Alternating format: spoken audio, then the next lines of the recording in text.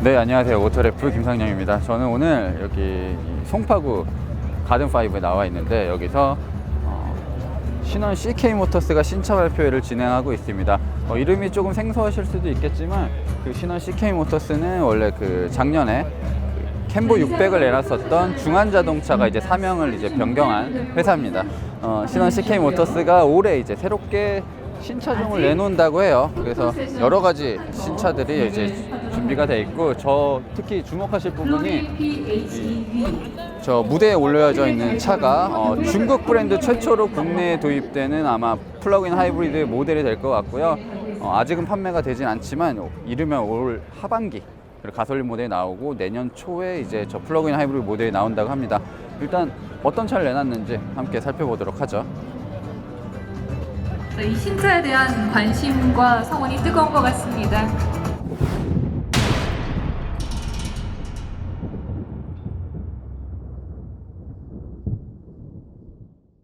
즐거운 네, 일단 구경 저도 관람 지금 차를 되시길 처음 봤습니다. 차를 처음 본 거고, 사실 이름도 잘 모르겠어요. 지금 보면 일단은 이런 미니밴 2인승, 5인승 모델들이 있고요.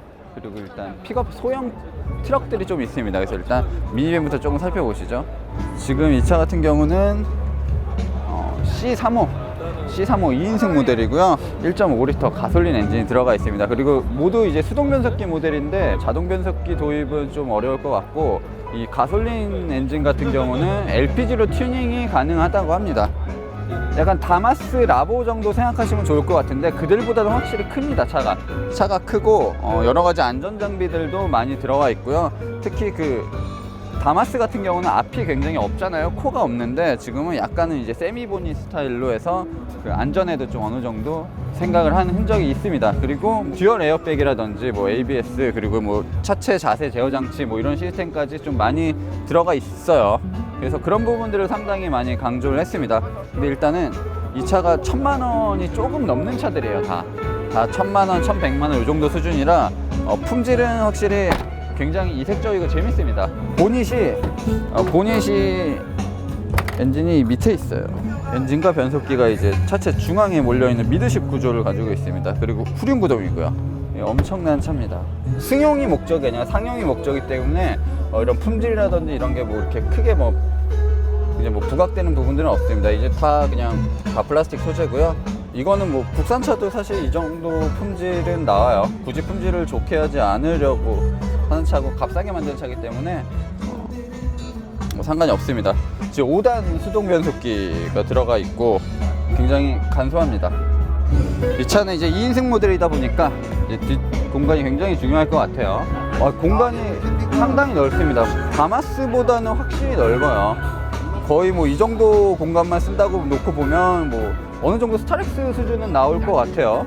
그래서 자영업 하시는 분들이 몰고 다니시기에는 충분히 좋은 공간이 나옵니다. 전형적인 트럭의 모습인데 굉장히 좀 저런 부분들이 되게 신기하네요. 철판을 겹겹이 쌓아서 약간 서스펜션을 지탱해주는 저런 부위도 굉장히 신기하네요. 이런 느낌들도 괜찮습니다. 자, 이 차는 이제 5인승 모델이고, 뒤에 그 적재 공간이 조금 줄었지만 뭐 어느 정도 일상적으로 쓸 수 있는 구조입니다. 진짜로 그 차를 보시는 분들이 상당히 많네요. 자, 그러면 이제 그 좀 픽업 트럭을 좀 보시도록 하겠습니다. 픽업도 사실 그 구조는 똑같아요. 구조는 똑같고 엔진이라든지 이런 부분도 다르지 않습니다. 자, 이 오른쪽에서부터 K01, 그리고 C31, C32 모델인데, 이렇게 갈수록 커지는 거고, C31과 C32는 동일한 파워트레인이 적용이 되어 있고, K1 모델은 조금 배기량이 낮은 엔진이 적용이 되어 있습니다.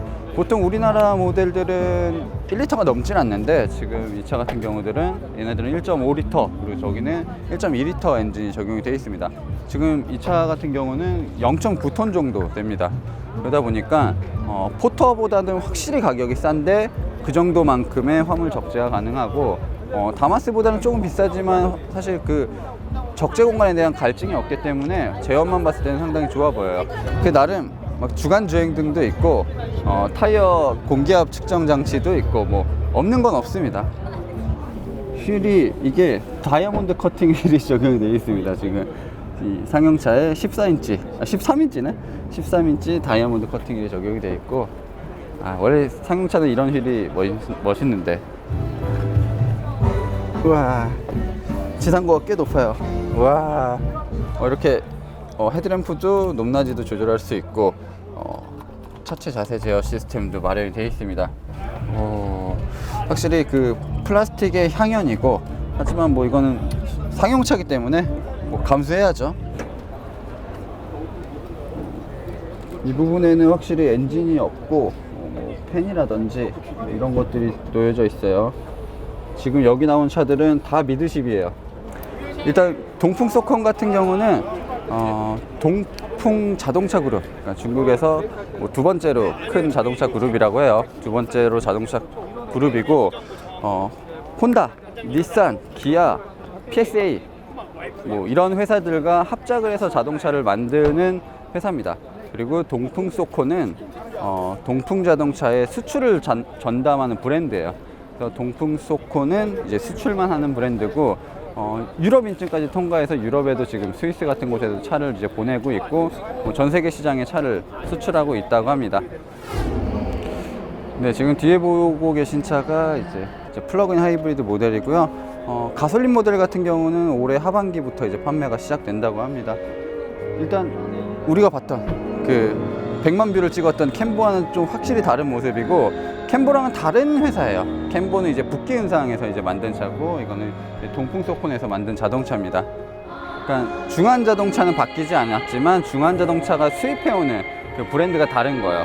그래서 지금 이 차 같은 경우는 중국이나 해외 시장에서도 굉장히 큰 인기를 끌고 있다고 해요. 그래서 뭐 몇십만 대, 40만 대, 50만 대 정도가 이제 판매가 되고 있다고 하고, 투싼보다는 크고요. 산타페보다는 조금 작아요. 거의 뭐 산타페 정도라고 생각하시면 좋을 것 같고, 일단 뭐 전면 디자인 같은 경우도 최신 트렌드가 많이 좀 잘 담겨져 있는 것 같아요. 뭐 LED 주간 주행등이라든지 이 속의 램프 구성 자체도 굉장히 좀 예쁘게 잘 꾸며져 있고, 확실히 플러그인 하이브리드 친환경 모델이다 보니까 이런 색, 파란색으로 좀 강조를 해놓은 부분도 있네요. 이 범퍼 그릴 같은 경우도 이런 식으로 굉장히 좀 나름 이뻐 보이는 디자인이네요. 이 색상도 완벽히 파란색이 아니라 약간 하늘색 비슷한 느낌이고, 휠은 역시 아까 그 K01 모델과 비슷한 디자인이 적용이 되어 있는데, 이것도 다이아몬드 커팅으로 이제 좀 매끈하게 잘 만들었어요. 그러니까 중국 같은 경우가 자동차 산업이 우리나라보다 훨씬 큽니다. 이런 플러그인 하이브리드 모델도 마찬가지인데, 뭐 전기차 배터리를 만드는 회사만 해도 뭐 몇천 개가 있다고 하고, 그런 회사, 우리가 잘 알지 못하는 이제 중국 내부적인 회사에서 이제 배터리를 공급받고, 이런 휠을 제조하는 것도 사실 국내에는 휠을 제조하는 업체가 그렇게 많지는 않은데, 중국에는 진짜 수천 개의 업체가 휠을 만들고 있어요.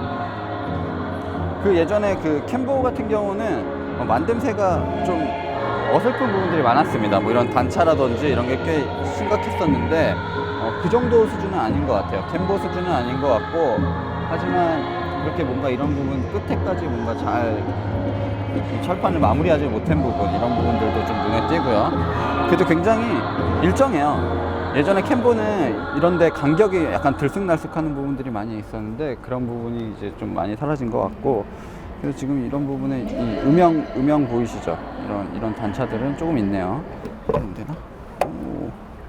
배터리만으로 뭐 50km 이상, 50km 정도를 이제 갈 수 있다고 해요. 주유와 배터리가 가득 찬 상태에서는 최대 900km 정도 갈 수 있다고 합니다.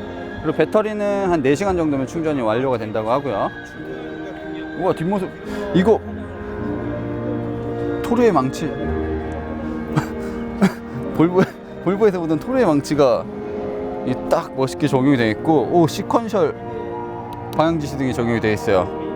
물결 치는 모습.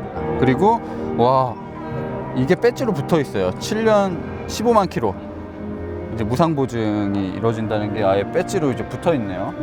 자, 먼저 뒷좌석부터 들어가 볼게요. 느낌이 상당히 이색적인데요. 지금 시트가 되게 낮아요. 보통 이제 엉덩이 받침이 이 정도 좀 올라와야 되는데, 굉장히 좀 바닥에 붙어 있는 형태입니다.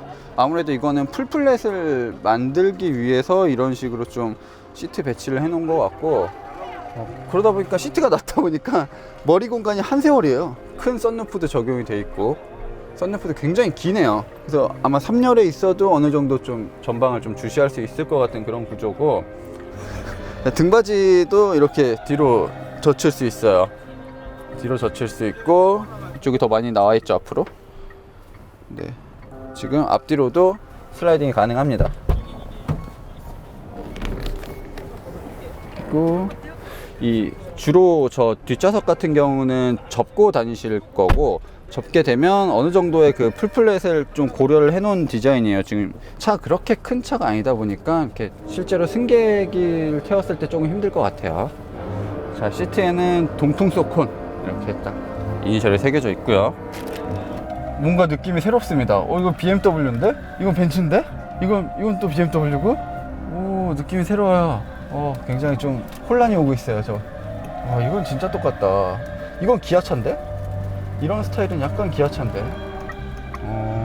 360도 어라운드 뷰도 있고, 이거 전기차 모드, 그리고 에코 스포츠, 세이브는 아마 배터리를 세이브 한다는 그런 것 같고, 와, 이건 보면 볼수록 벤츠랑 똑같은데 품질 차이는 꽤 있습니다.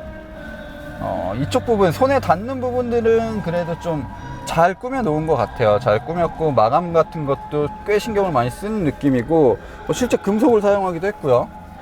전동식 시트가 적용이 되어 있고, 이런 부분에 수납 공간도 있어요. 품질이 좋진 않지만 이제 핸드폰 같은 경우는 넣을 수도 있고, 컵홀더가 앙증맞게 있고, 따로 USB는 없네요. USB는 없고, 이제 12V 단자가 있습니다. USB는 이 속에 마련이 되어 있고요. 이게 사실 지금 아직 판매가 안 되다 보니까 제가 가격을 알 수가 없어서 정확히 설명은 어느 정도 못 드리겠는데, 캠버 같은 경우도 이제 1,900만 원대부터 이제 판매를 시작했던 모델인데, 이 차의 가솔린 모델도 그거보다 조금 더 비싸다. 2천만 원대 초반부터 시작한다고 치면 충분히 가격적인 우세가 있을 것 같아요. 네, 시간 여건상, 장소 여건상 자세히 살펴보지는 못했습니다.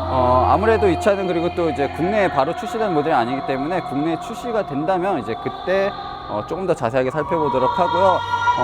지금 이 차가 중요한 게 아니라 이제 조금씩 중국의 자동차들이 한국에 출시가 되고 있습니다. 우리도 약간 좀 살펴봐야 될 부분들도 있고요. 그동안에 우리가 막연하게 가졌던 선입견들이 있지 않았나 생각해 볼 필요도 있을 것 같아요. 분명히 아직은 국산차보다 품질이 그렇게 좋진 않지만 가격적인 유리함이 분명히 있고요. 빠르게 발전하고 있기 때문에 소비자분들도 독자분들도 중국차에 조금 관심을 가지시고 살펴보시면 좋을 것 같습니다. 저는 지금까지 오토그래프 김상영이었습니다.